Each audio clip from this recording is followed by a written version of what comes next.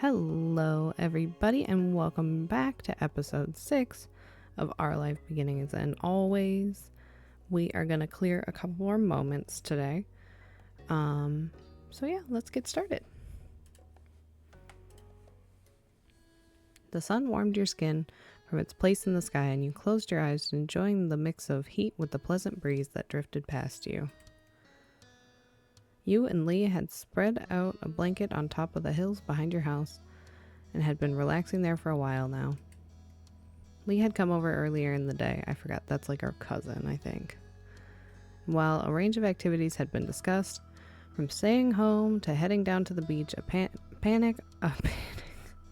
That's what I would have. I would have a panic on the hill. A picnic on the hill had been a choice you both settled on. A small spread was laid out in front of you. Some bottled water, soft drinks, as well as chips and sliced fruit. You sat up and reached for a snack, listening to Leigh talk away about the musical she had gotten to see a few days ago. It was unbelievable. There was singing, dancing, and crazy stunts. It was all done live right in front of my face. Maybe one day we could go together. Gotta see more shows like that. You smiled at Leigh's enthusiasm, knowing how much she enjoyed singing and performing. And she was good at it, too. You had gotten the chance to hear her sing a couple of tunes. You knew she put a lot of effort into it. This is true. I like to sing, but I'm not very good at it. Didn't stop you from doing it, though. That's true. I wonder if maybe we could put on our own show. Think of how fun it would be. We could perform for our parents and ask our friends and some other people to come and watch too. Totally work. This. I don't know about that. That idea gave you stage fright. But wouldn't showing off to everybody be fun? No. Hate. Don't want any part of it. The thought of an audience made you feel queasy. Not really. Are you super sure? You have so many skills you could show off to the masses.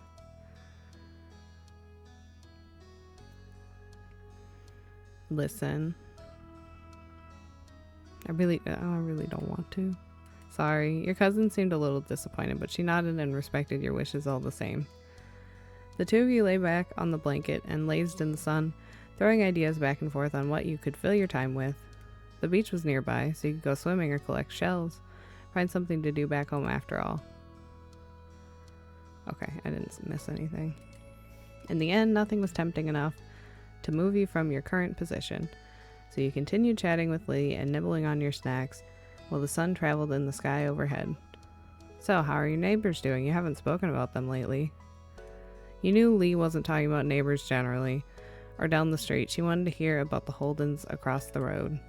It was no secret she liked to keep up to date what was happening with them, or more specifically, Cove. There weren't many other people your age around to talk about.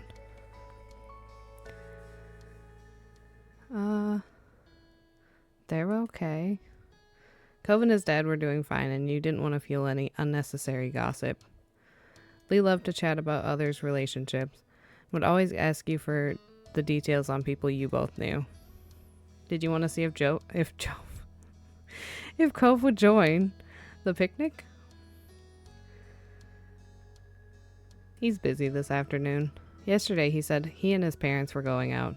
They might be fishing on the docks by his dad's store. Ah, that's too bad. I bet he'll have a great time with his mom and dad, though. The sun slowly began to set, the sky turning a rosy pink and then a warm orange. It's too bad Derek isn't in the neighborhood today. I like him. Yeah, he's a good person. I knew you'd think so. So, exactly how much do you like him? Or maybe there's someone else that I haven't heard of yet? Leigh wriggled her eyebrows at you suggestively. You knew exactly what she was implying.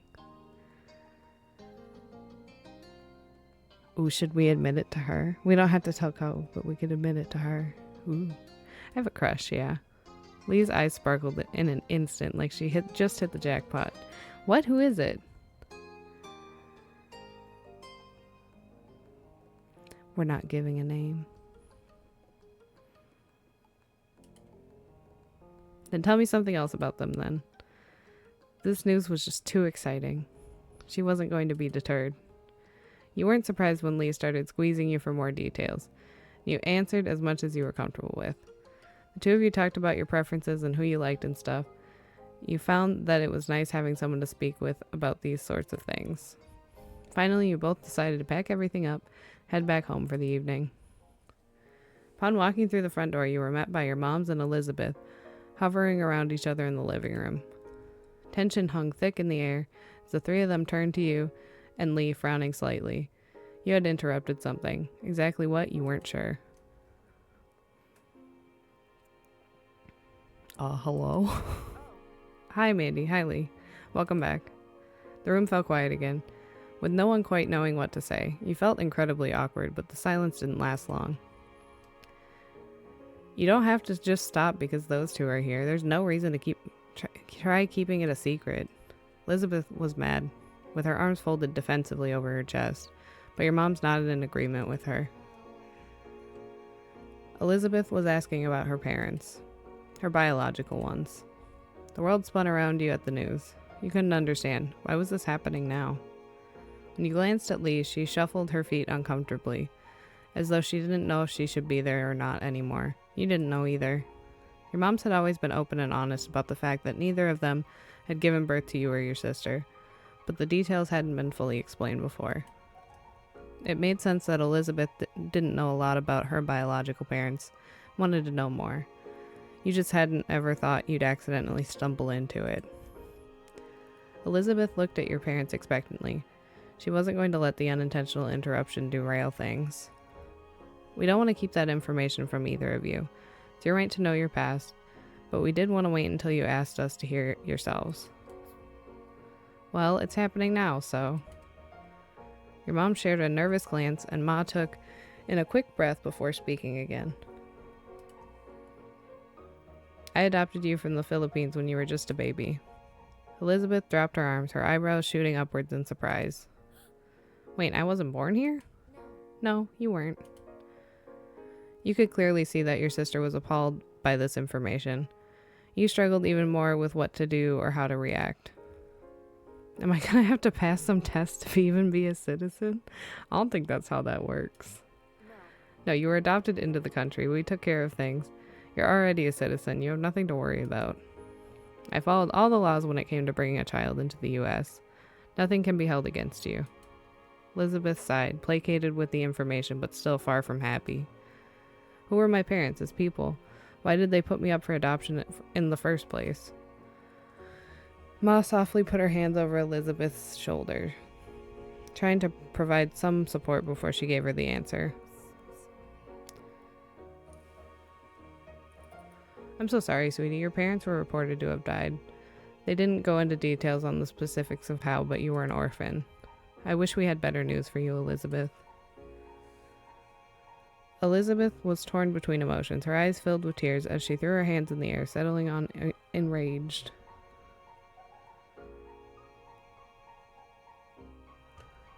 Alright.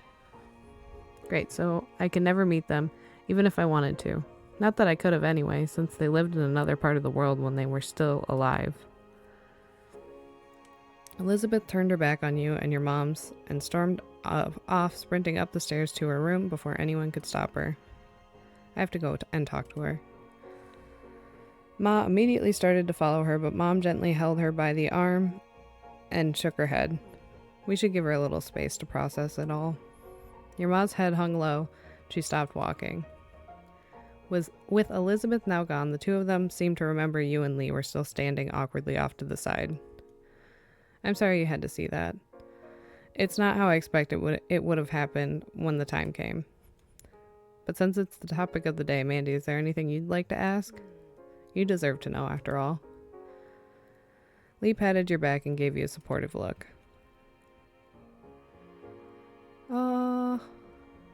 Let's just deal with it all today. Your parents both nodded in sync to your reply, ready to talk. I can leave if you want to have things be private. No, it's fine. I can do that. Leigh shifted a little closer to you in support. You were glad to have her there with you. It made you feel a little stronger somehow. You turned to face your parents again, preparing yourself for what they were about to tell you. Ma was the first to speak, her voice quivering with emotion. You were adopted as a baby, but 2 years after Elizabeth. We used a different organization that time, and you were adopted within the U.S. We're sorry to tell you, Mandy, your parents also passed away, and no other family member took you in if there were any. That's why we wanted to wait until you asked. We didn't want to suddenly drop that in your lap. We wanted you to be prepared. We're sorry, Mandy. Leigh gave you a reassuring squeeze on the arm to show that she was there for you. It's not your fault. I feel like this would be very confusing, right? Because for all intents and purposes, this has been your family your whole life. But of course, you'd probably feel some connection, emotion. Even if you've never met them, because they were your parents. I don't know.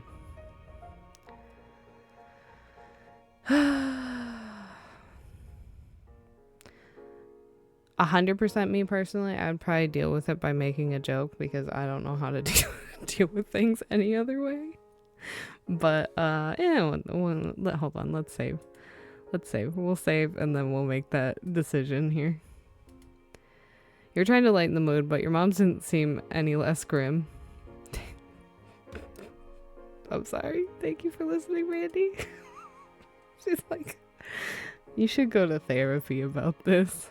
If there's anything else you want to know, all you have to do is ask. We'll do our best to answer any questions you have. How are you feeling now? Are you going to be okay? Leigh watched you closely, as though judging exactly how she should react to what's going on.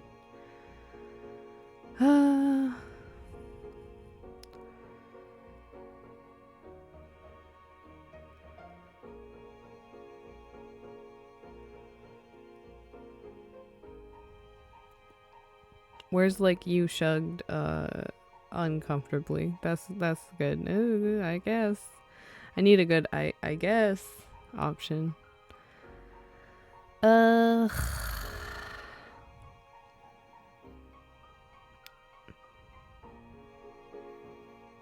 We'll do this one. I'm not okay. We're sorry, Mandy. Your mom's looked just as sad as you felt. No one seemed to have any words after that.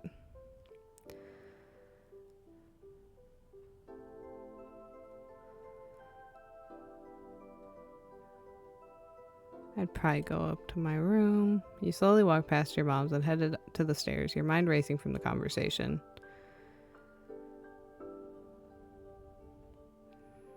Let's trauma dump on Leigh. Leigh nodded without a word. When safely behind your closed bedroom door, you let out a heavy breath before heading over to take a seat on your bed. Leigh watched you from where she sat on your desk chair and gave a sad sigh in commiseration. You guessed she didn't really know what she could do to help, but she was still trying to be supportive in any way she could. So, what do you want to do? Can I help? Just thanks for being here. I'm happy to. She paced over and sat next to you on the bed, and you sat quietly together as time passed. A sudden knock drew your attention, causing you to sit up straight. When you realized it wasn't coming from the door but the window, your head snapped towards it. Leigh did the same, looking a little uncertain if she should be worried by this development or not. You didn't even have to question who it was. There was only one person who would come tapping at your window, especially at night. You moved closer and looked out, sure enough seeing that familiar head of green hair on the other side of the glass. In only a moment you had the window unlatched and opened for him to enter. Cove pulled himself through the window with ease, standing straight in your room, dusting himself off. Leigh tried not to let the display break the seriousness of the situation for her. Cove, what are you doing here? When he saw you, he seemed worried. He ran a hand through his hair before speaking. Came to the front door. I wanted to just come by. But your moms told me they didn't know if you should be bothered right now, that I should come back later. I know they wouldn't have said it like that if you were working on some school stuff or whatever, so I got worried. I thought something bad happened. And you climbed up the side of my house? He smiled, feeling unrepentant for disregarding your mom's ruling. How else was I supposed to get in? You couldn't quite believe he had really shown up for you like this. Then again, you shouldn't have been surprised. He was always there for you. Well, what happened? Cove pulled your desk chair next to your bed and sat down, his long legs bent in front of him. You fidgeted a little with your bed covers, not knowing quite what to say, but he was willing to wait.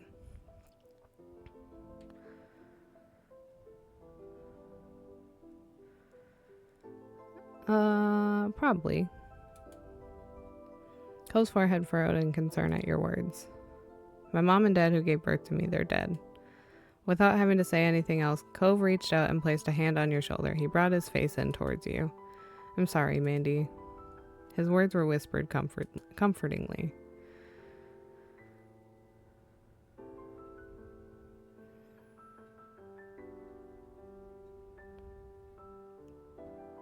All right, we were doing the emotional heavy work when we were children. I'm gonna cry. He got to cry so much. You covered your face with your hands, unable to stop the tears. The grip he had on you tightened. Can you explain everything to me? You nodded softly before taking in a heavy breath and launching into the story. Cove sat quietly and listened attentively, nodding every now and then, or taking in a sharp inhale. Silence settled between you as Cove sat quietly for a moment, contemplating everything you had said. When he finally spoke, his voice was quiet, drifting through the night towards you. Yes? I'm really sorry about what happened to your parents. So sorry. He stopped suddenly and took in a deep, shaky breath, and you got the impression he was struggling with what was right to say.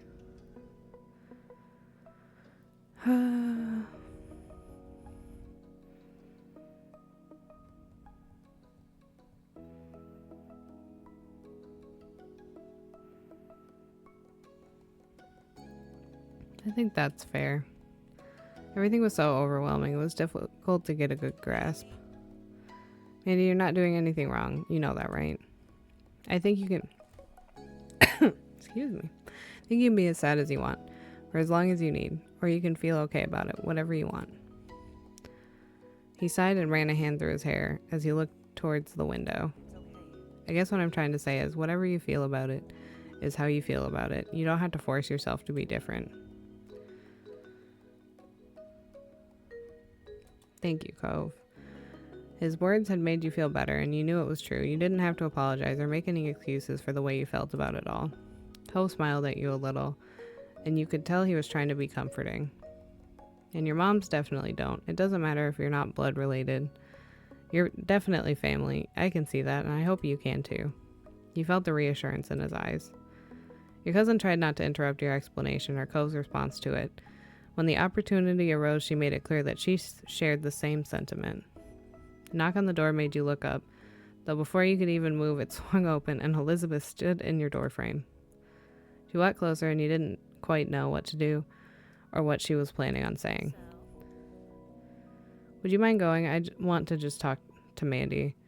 You can come back. It's not going to be forever or anything. Cove seemed equal parts concerned and skeptical. Leaving now wasn't a concept that thrilled him. Leigh wasn't exactly jumping to go, so she checked with you quietly. What do you think?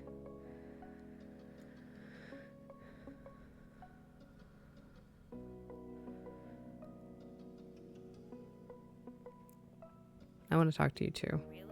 Oh, then we're on the same page. She made a little move along gesture with her hands, and it was settled. You waited until the two of you were alone before fixing her with an inquisitive look. Elizabeth folded her arms, looking you over. Did Mom tell you about your parents too? My birth parents also died. Elizabeth broke eye contact after that. Sorry. Why did you want to talk to me? Elizabeth raised an eyebrow at the question, as though the answer should be obvious. I was worried about you. I was the one that brought it up, but I made you deal with whatever was left when I was gone. She sighed, glancing upwards for a moment before settling on you once more. I wanted to ask you what happened without everyone breathing down our necks.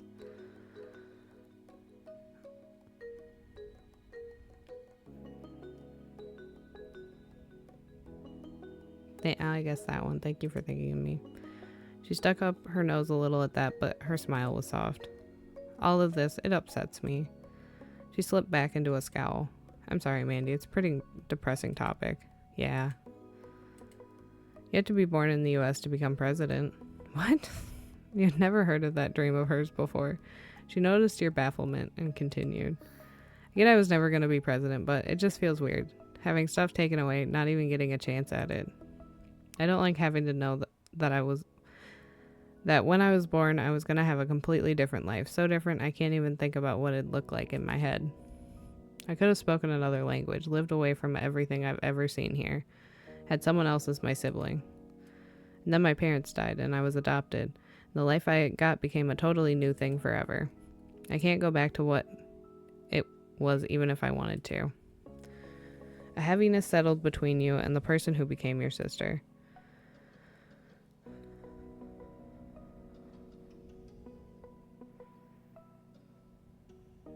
You knew exactly how she felt. It was a confusing feeling to have lived one way for as long as you can remember, but not having it be what was originally yours. Elizabeth watched you seriously. She was still trying to make sense of this to you and herself.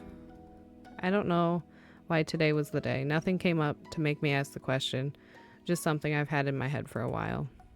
When it was just me and Mom's in the living room, I just kind of said it, finally, and there you go. She shifted from one foot to the other, relaxing her stance just a bit. She also spoke more gently. Learning about them and what happened, it doesn't change how I feel about our family, Mandy. She smirked, fixing you with sharp eyes. I've already figured out, a long time ago, that moms weren't our biological parents. That wasn't news.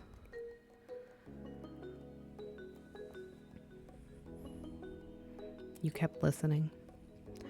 Nothing about the family I was born in would have made me decide that this wasn't my family anymore. If you had hoped you'd be free of my big sisterly status, don't think you're so lucky. She bumped her shoulder against yours playfully, her lips tilted at the corners. I'll always be my little sister. That's nice. He smiled softly at her. No, we're gonna hug. This is a hug moment, I think. It took a few seconds, but she gave you a quick squeeze in return.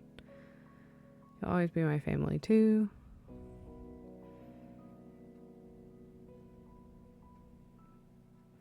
That one's nice. That's like a feel good for her. Chuckling, she seemed pleased with how the conversation had gone in the end. I keep getting like a tickle in my nose that I need to sneeze, but it won't go away. Okay. We should probably head downstairs and make sure moms are okay. It's been a long day for everybody. You gave her a nod. Also, did Cove like leave out the window? Or did he have to like skulk downstairs and out the door? Down we go.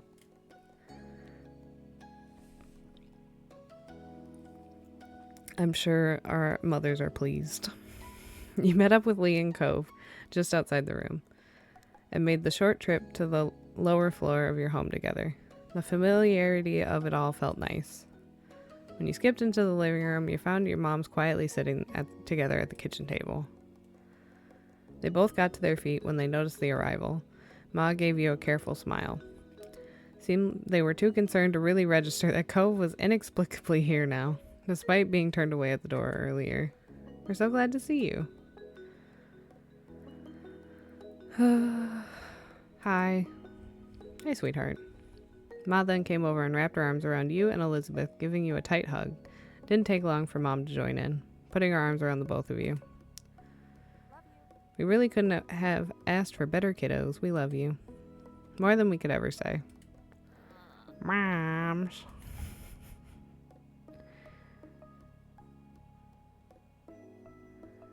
You're smooshing me. You smiled. That's nice. I love you too. It was a nice moment, and you enjoyed it for as long as you could. They both pulled back eventually and grinned at the two of you, and you knew then that you all had each other, and you always would. Well now, since we're all here, how about we do something together as a family? Sounds like an excellent idea. We should have some fun before the night's over. I love the sound of that. Yeah, okay. Cope's like, I'm part of the family now. Pay me no mind. Why not? You hid the smile that threatened to tilt your lips, knowing that Elizabeth must have been in a good mood. She hadn't even teased Cope for being part of it. And no matter what she could have said about it, you wanted him to be here. The two of you had practically grown up together over the past 5 years. Who's got a suggestion?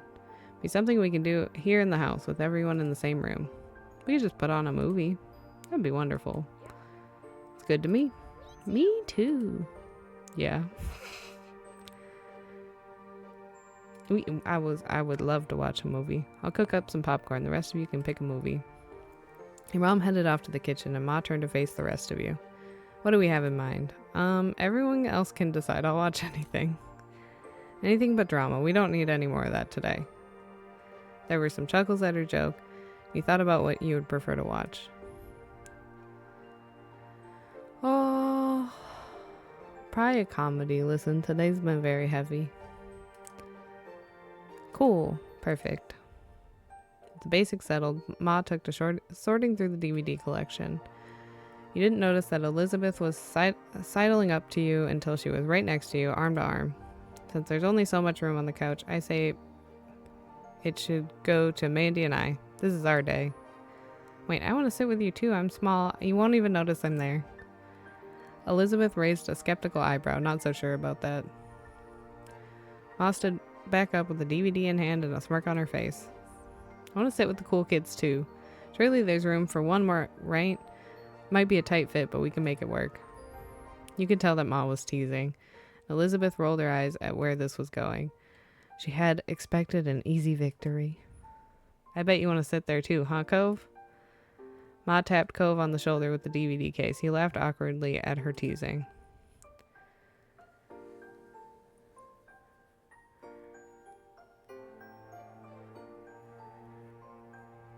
Listen. Do we dare? No, we're trying to have a moment with our sister today. May have been what Elizabeth was after, but you would have preferred being left out of it. Mom came back with a big bowl of fresh popcorn. You inhaled the smell of the hot, salted snack. What's the skinny? We all want to sit with Elizabeth and Mandy, but there's not enough room on the couch. Mom took that answer in stride and pursed her lips thoughtfully. That's definitely a problem. I suppose there's only one solution. Elizabeth and Mandy will sit on the floor in front of the couch. That way there's spots behind them and the floor at their sides. Yes. Oh yes, that's fair. She's like, what the hell? What? No, the whole point was us getting the couch to ourselves. Sorry, that's the cost of popularity. Elizabeth groaned and crossed her arms over her chest in annoyance. Fine. Mandy, you're with me in the front. The rest of you can fend for yourselves. There was a mad dash as Mom and Leigh raced for the couch behind you and Elizabeth, and Ma put the DVD in the player before joining them. Cove took the seat at your other side on the floor, giving you a small smile. Everyone soon quieted down, and the only sounds to be heard were hands scooping up popcorn and munching it down as the movie began. In that moment, you couldn't have been more pleased to be a part of the family you had. Wow, that was nice. That was a nice story. Okay. Again.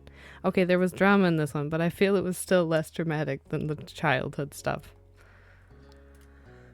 Because it's not like they didn't have an idea of that they were adopted and all that. They knew that much. It was just, the drama of finding out the history. But, everybody was so nice. Sunlight shone through the windows as you sat in your living room. Your home phone pressed to your ear. Cove was on the other end. It'd been shaping up to be an ordinary day like any other until Cove had called unexpectedly. He sounded unusually nervous greeting you.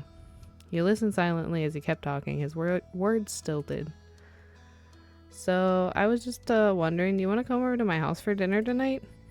Question came out strangely, almost like he'd rehearsed it a few times beforehand. Your eyes widened a little. You hadn't expected this to be the reason behind the call. Sure. It was, huh? Oh. Seemed that Cove still had more to say. You just interrupted him. Oops. Cool, well. He stumbled for a bit, trying to gather his thoughts again. Mom and Dad, they really want you to be there. Your parents don't have a problem with it. They asked me to ask you. You took a moment to think. Dinner at home would be quiet and uneventful today. If you really wanted to, you could go to Cove's instead. Cove spoke up again, breaking your thought train. His voice was softer than before. Also, I want you to be there too. Can you come over, I mean? Yeah, I can. We're just gonna say yes. Thanks, Mandy. I'll let them know when I can. He sounded noticeably relieved by your response. Was you coming over for dinner today that serious? He spoke to you for a little while longer to explain what time to come over and other details, then hung up. And that was that for now, anyway. Soon enough, the sun dipped out of the sky and evening came. It's time for you to head over to Cove's house. After letting Elizabeth know you were leaving, she didn't look away from the TV. She just grunted. You made the small journey across the street. You knocked a couple of times on the heavy door to their condo. As you waited for an answer, you found yourself contemplating being a guest while both of Cove's parents were there.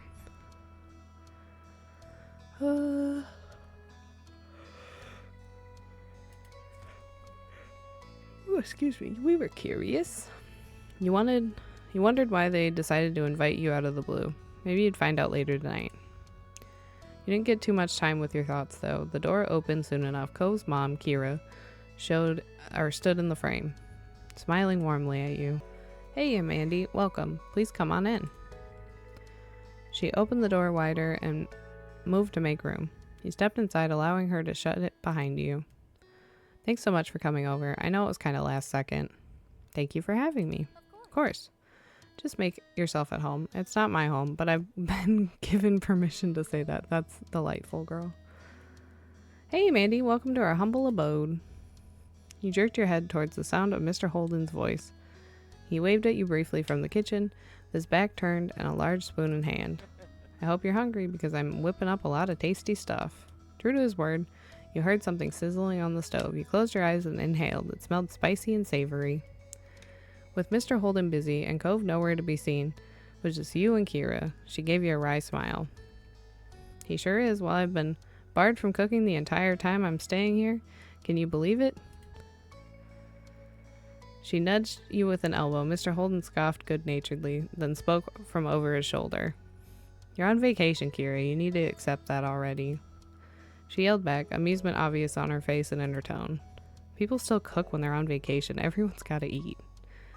It's not like I'm some celebrity who can go out for every meal or hire a private chef. Well, in this house, you're a VIP. Kira smiled and shook her head quietly.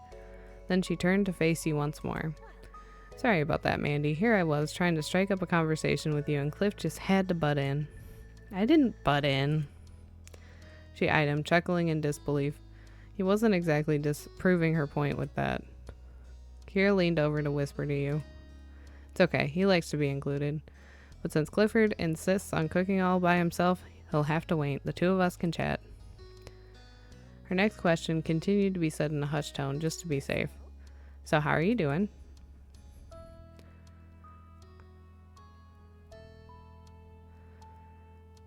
I'm good. Kira didn't seem too convinced by your awkward phrasing, but she nodded anyway.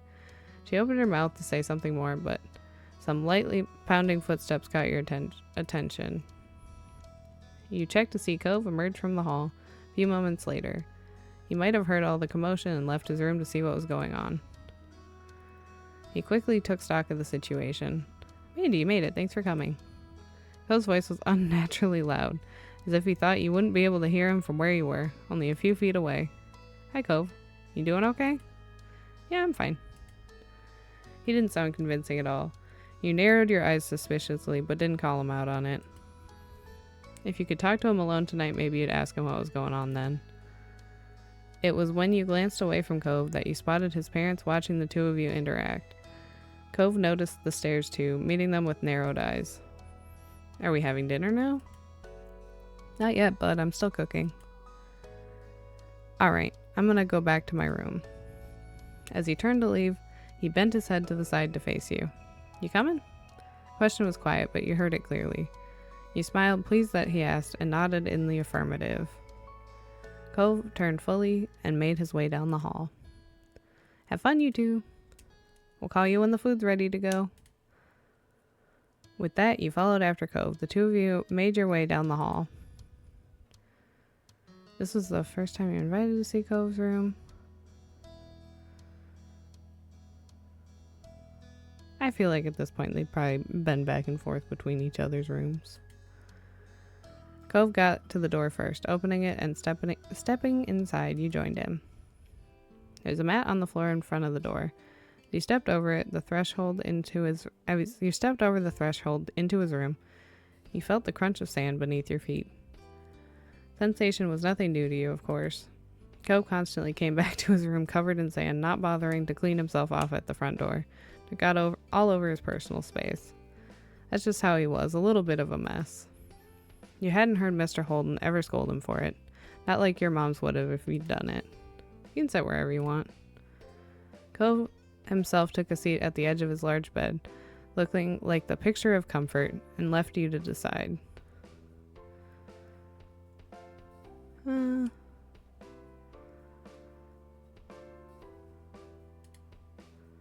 Ooh!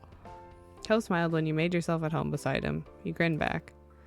The silence growing, your gaze began to drift. You stared at the bright fish swimming in the tank. There were a bunch of them, floating to and fro in the open space. They stood out starkly against the green aquarium plants. How long have you had those fish?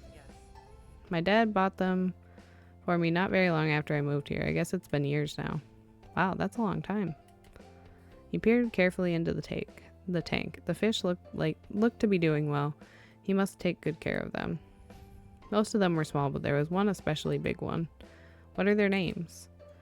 I don't name them. Well, not really. He lifted an eyebrow at that. He continued the explanation sheepishly. Most of them I just call them things based on what they look like. Squirt for a small one, tangerine for a really orange, that sort of thing. I've had lots of fish, and I'm not that good at coming up with names. Very relatable. You didn't have any pets, but you always had trouble naming your stuffed animals or whatever else. Such a hard choice. Oh, a couple of them have other types of names. Pointed to a small orangish red fish. It was minding its own business away from the others. My dad named her Dreamcatcher. The other one's Mark. Mom came up with that one, she said. He just looked like a Mark, you know? Cove smiled to himself, his eyes reflecting the glow from the tank. You let other people name your fish? Yeah, it's nice. He then turned to you, tilting his head to the side.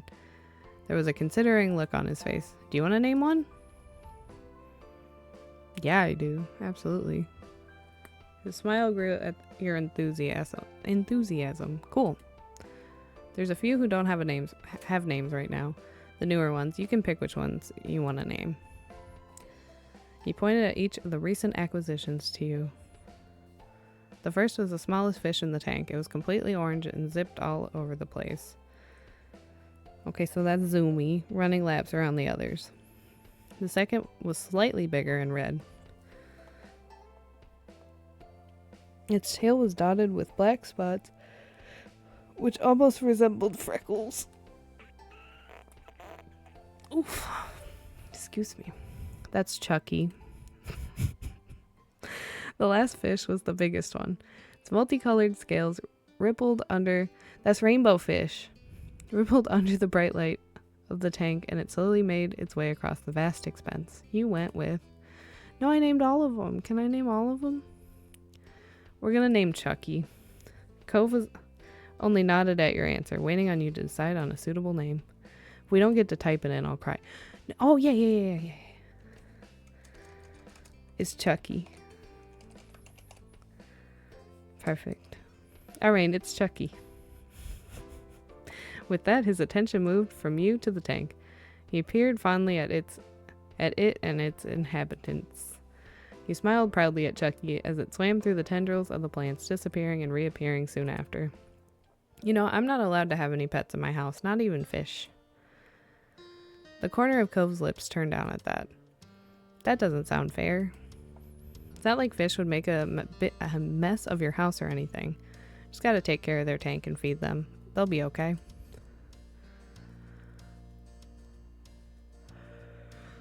My moms can be strict over the weirdest things. They trust Elizabeth and me to go around the neighborhood alone, but they won't let us have a pet? It doesn't make sense. Maybe when you're even older they'll let you? I don't know, they seem pretty against it.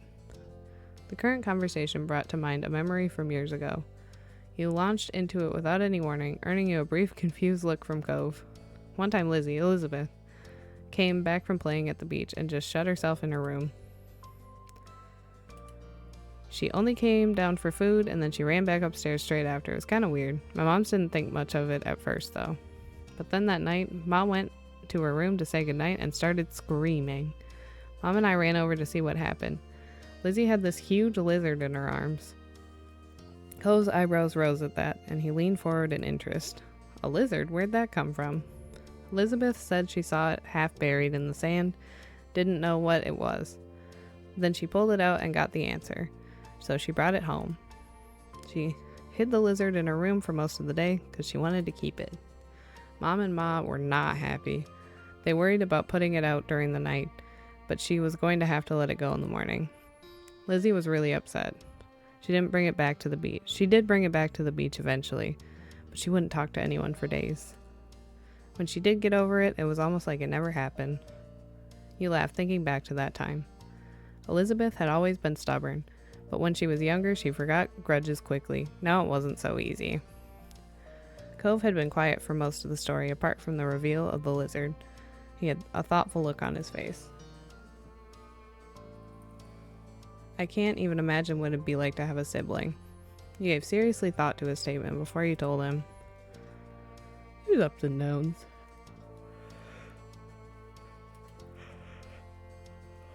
It's fun to have her there when she wants to be there, but now Elizabeth barely feels like hanging out with me. Cove pursed his lips at the words, considering them quietly for a while. That's interesting. I think your family is cool. He didn't have much else to say, though. While on the topic of your family, you considered your relationship with your moms, too.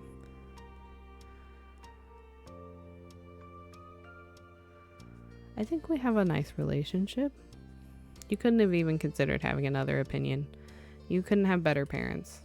A thought struck you and your attention suddenly settled back on Cove. Yeah, my moms might not let Elizabeth or me have pets and stuff. Oh!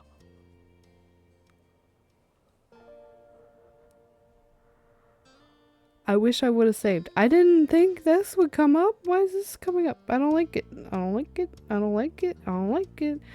That's rude. My moms might not let Elizabeth or me have pets and stuff, but at least they never tried to pay someone to be my friend. Ooh. Okay. You grinned over at Cove. It had been years since he found out about your first meeting with his dad. It was easy to joke about these days. Okay, so we're okay? I don't know if we're okay. Cove tossed his head back in an overly dramatic way, sighing heavily. I almost forgot about that. Way to go. Really? No, not really. I'll never be able to forget that actually happened for the rest of my life. It's going to humiliate me forever.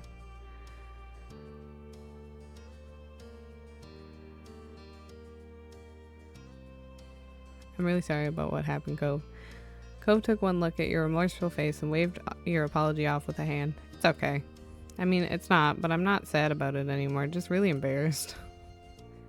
Time passed, but you really didn't notice. The two of you were busy making plans for the rest of the summer and chatting about your respective days. Eventually, you heard a muffled holler from a different part of the house. You and Cove raised your heads in unison. It's time for dinner. Cove watched the firmly shut door he had been locked behind for most of the night, but he didn't make a move to get up from the bed. You couldn't see his face, so you didn't know what expression he was wearing. I'm glad you came. Cove peeked back at you from the side. It's been awkward. I get that. It's been hard on you, huh? You felt sympathetic towards him. You didn't know what he was going through, but you cared about him. Cove said nothing else and remained sat where he was. Now would be as good a time as any to ask him why his parents so suddenly wanted you to come over. Is there a reason?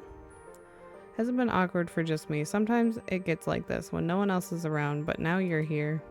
Huh, you hadn't considered that, but it sort of made sense in a way. There was another shout from outside, too muffled to actually know the words, but you could imagine what they were. Let's go. Cove finally got up, lumbering away with his shoulders sagged. You followed after him. Together, the two of you made your way back to the living room.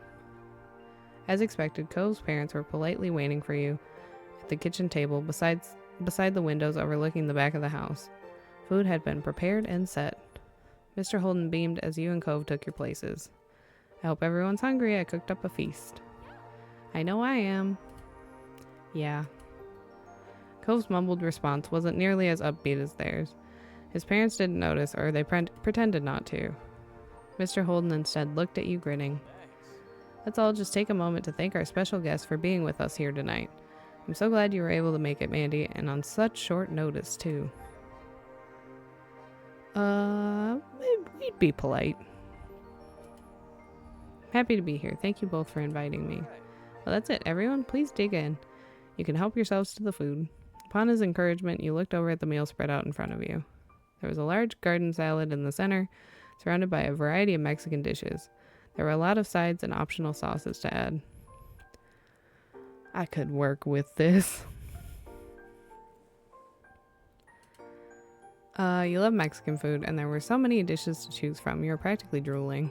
Utensils and plates scraped and clinked together as the group began filling their plates. Cliff, could you pass the salsa verde? Of course. Thank you. Let me just say, you really outdid yourself tonight. I'm so jealous. Jealous of what? Your cooking's nothing to sneeze at, Kira. Cove's parents made small talk, filling the silence with what seemed to be barely any effort. You chimed in as well. Did it take a long time to cook all this, Mr. Holden? Oh, not at all. Sure, this is more than I usually make for me and Cove, but I enjoyed every second of it. Might have gone faster if you had some help, though. Cove's mom grumbled, but it was lighthearted. Mr. Holden chuckled and shook his head. Not this again. I make the rules here, and I say guests don't cook. Even when they're staying for literal weeks, even then. Everything looks great, Dad, as always. Thanks, sport. Glad you think so. Cove smiled. It was genuine, even if it was strained at the corners. Brief silences interspersed the small talk.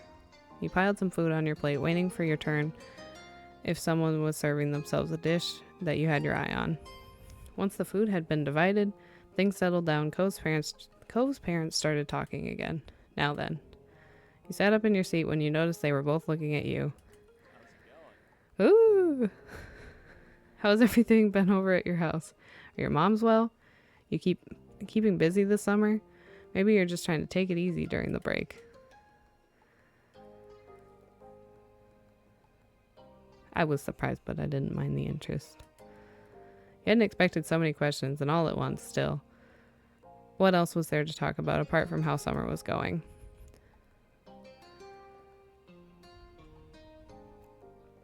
We'd probably, I guess, talk about the summer.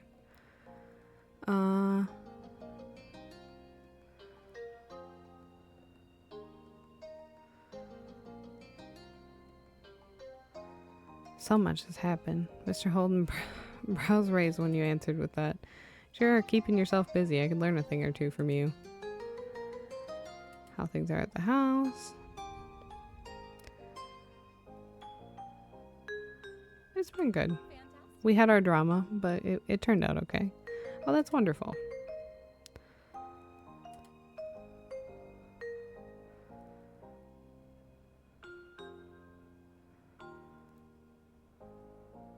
Moms are fine. It's kind of busy with work and stuff. That's nice.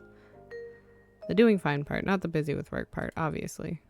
That was all your questions. Okay. Kira nodded along. You could tell she was actually listening to the words you were saying. She was trying to include you, not humor you. Did you know, Cliff? Mandy is really into the ocean.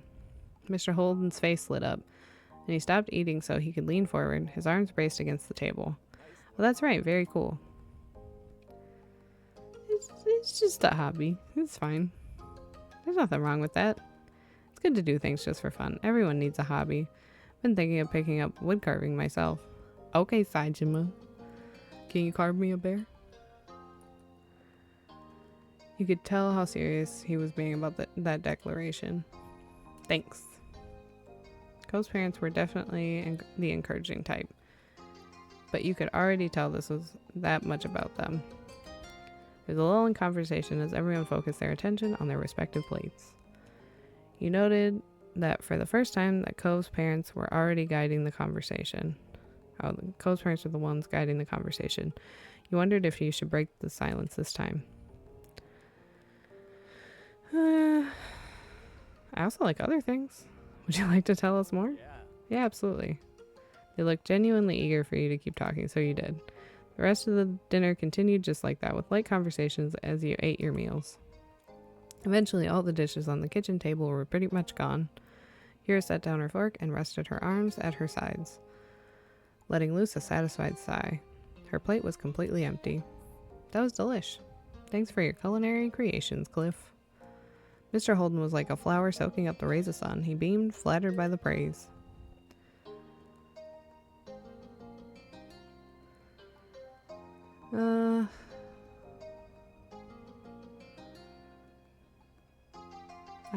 Truthfully, that it wasn't good to completely stuff yourself full of food, so you held yourself back. Cove successfully. Really, it would be. I would just be too nervous. That was a nice way of framing it, but absolutely not. Cove successfully kept his presence to a minimum for the full meal. He was slumped over, even now, toying with his silverware. His parents practically only talked to you. Most attempts to entice him to join the conversation failed. It wasn't typical for him to say so little. He at least tried to participate. You didn't get much time to contemplate Cove's situation, as your attention was taken by Mr. Holden pointedly clearing his voice. Not to sound like a broken record, but thanks for coming, Mandy. I'm glad we finally got a chance to have you over for a real dinner. What? Did I hear that right? This is the first time Mandy has ever had a dinner here?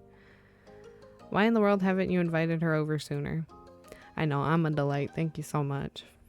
Cove was always the one going over to Mandy's house until now. I mean, how was I supposed to reject the generous offers of the Leigh family to host my kid? Kira shook her head, but the amused smile she was sporting told you that she wasn't actually mad. This guy, honestly. Three of you looked at Cove in unison. His small sound was more than enough to get the focus on him after his silence. By now, he'd stopped fiddling with his fork.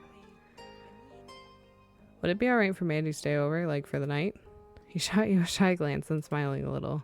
If you're cool with that. Mr. Holden's shoulders stiffened. He sat up straighter, his eyes darting back and forth between you and Cove, his mouth open, but not a peep came out. You'd never seen Cove's dad say no to him before, but this was different than the usual request. It was so simple. It wasn't so simple, and Mr. Holden was lost. Then Cove's mom reached out and took a hold of his shirt collar. She pulled him closer. She glanced at you before leaning in and bringing a hand up in front of their faces. Two adults whispered seriously to each other. Cove's eyes opened wider. He leaned forward, as if it would help him overhear his parents' conversation. Mr. Holden kept gesturing with his hands, while Kira made sure he didn't get too far away with all his movements. Every now and then, both of them would watch you and Cove out of the corner of their eyes. Didn't seem like they were fighting to you. Looked more like some kind of tiny sports team having a private huddle. After a bit, they broke the group up. They moved back to sit properly in their chairs. You snuck a look at Cove. He stared at them expectantly. You were eager to hear their verdict, too. We, Kira and I, think that should be fine, but... He lifted a finger dramatically, his brows raised as he met Cove's gaze, and then your own. We have to talk with Mandy's parents to make sure they'd be comfortable with it. If they are, we can arrange for a sleepover to happen on a different night, when everyone is more prepared. If Mandy's folks don't like the idea, then there's nothing we can do. He finished the mini speech with a wide shrug, using his full arms. He also checked out Kira from the corner of his eye and gave her a crooked smile. She nodded approvingly and grinned back. You thought you saw her give him a thumbs up, but her hand was partially blocked by the table.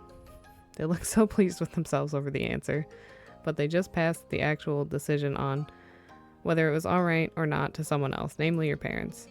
If this was a sports game, they would have punted the ball away.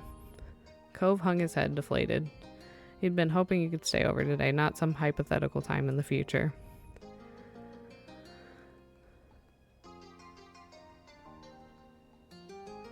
Yeah, let's say that.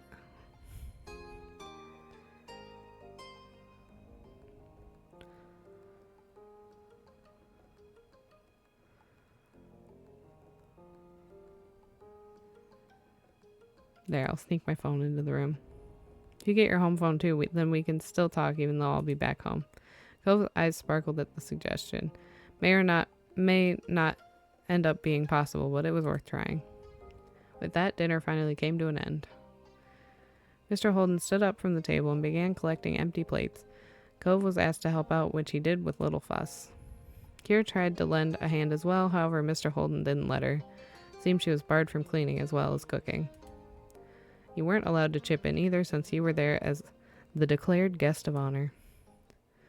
Although the meal was over, the night wasn't. It looked like you weren't going home just yet after all.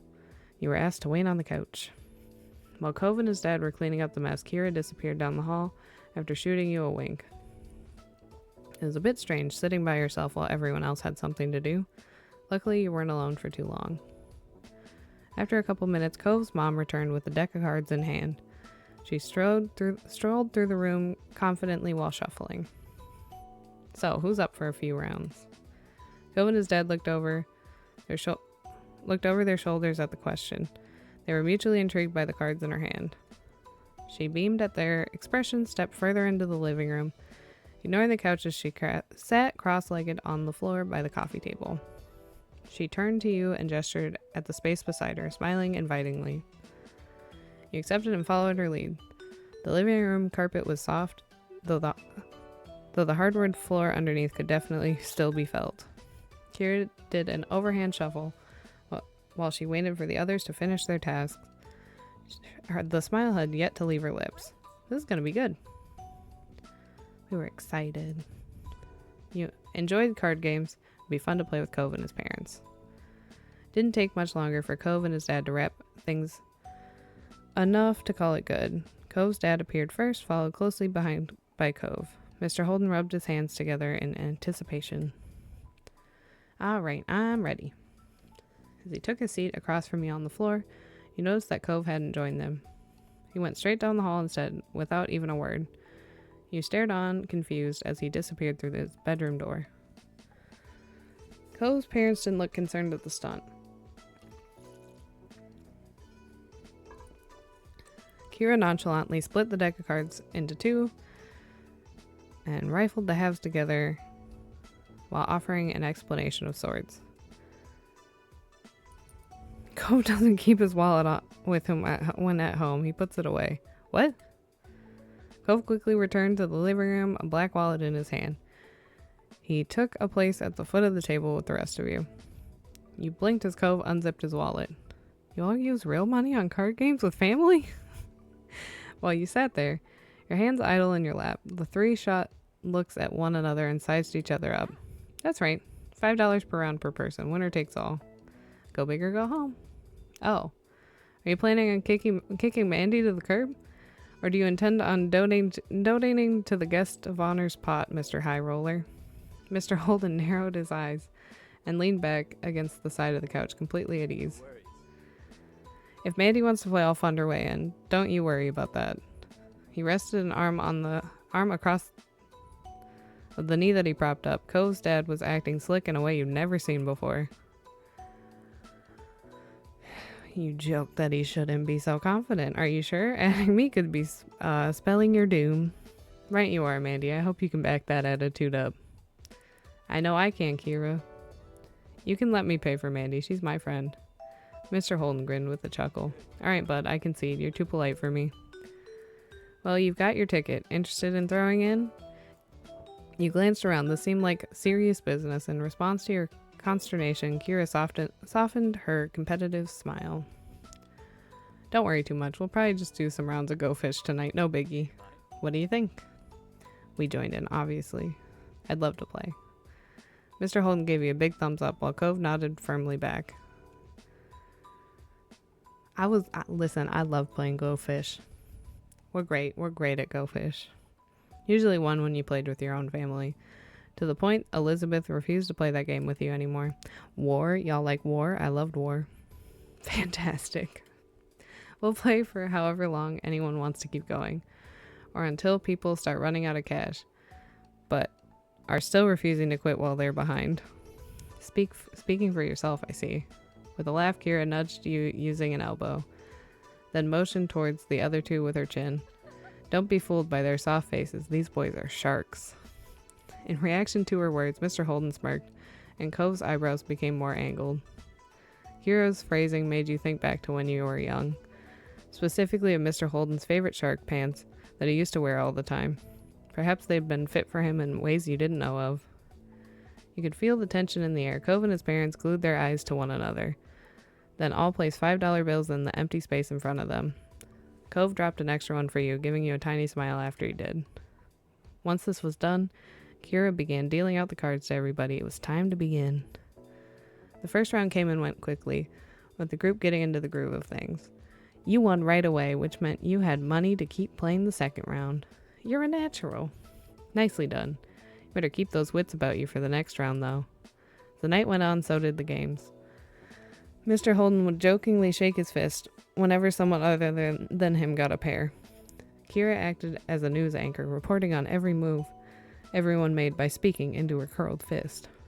Cove was still a few words, but now it was because he was focused on the game instead of being overcome with awkwardness. Most of the time, you even spotted a smile on his lips. You won quite a few games, to your delight. You had a hefty money pile on your side of the table. You must regret paying Mandy's way in now, huh? No way. Mandy might be beating me, but she's also beating you two. Cove turned towards you and smiled, looking pleased at your ability to match his mom and dad. You grinned at him, touched by his speedy comeback. It became clear that where the money went in the moment didn't really matter. They ended up giving it back to one another in other ways, and not just through more rounds of cards. You sat back, looking over the scene. A tiny smile grew on your face. Cove's family is pretty cool, you thought. You were glad you got this chance to come over to spend time with the three of them. It was nice. I wonder what happened. Will we find out? Is a sleepover happening? I don't know. Okay, well, we will finish here for today. We'll probably finish out step 2 in the next one. That's my plan. We'll go through the last moment and then do the last bit of the step. So, thank y'all so much for watching. I had fun. I hope you enjoyed, and I will see y'all next time. Bye, gang. Love y'all.